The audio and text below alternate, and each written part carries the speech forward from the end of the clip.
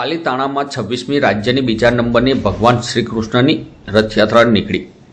વિશ્વ હિન્દુ પરિષદ બજરંગ દળ પ્રખંડ પ્રેરિત 26મી ભગવાન શ્રી કૃષ્ણની રથયાત્રાનું કેબિનેટ મંત્રી મનસુખભાઈ માંડવિયા, કેન્દ્રીય રાજ્યમંત્રી તથા ભાવનગર લોકસભા સાંસદ નીમુબહેન બામણિયા, ગુજરાત પ્રદેશ ભાજપ ઉપાધ્યક્ષ મહેન્દ્રસિંહ સરવૈયા, પાલીતાણાના ધારાસભ્ય ભીખાભાઈ બારૈયા અને સંતો મહંતો સહિત આગેવાનોએ રથયાત્રાનું પ્રસ્થાન કરાવ્યું।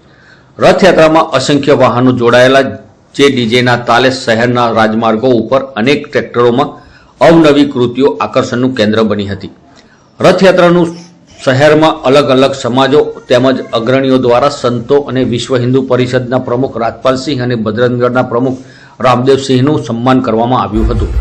પરંપરાગત શહેરની જુમ્મા મસ્જિદ ખાતે સમગ્ર મુસ્લિમ સમાજના આગેવાનો ઉપસ્થિત રહી રથયાત્રાના અગ્રણીઓનું, સંતોનું સન્માન કરી કોમી એકતાની મિસાલ કાયમ કરી હતી।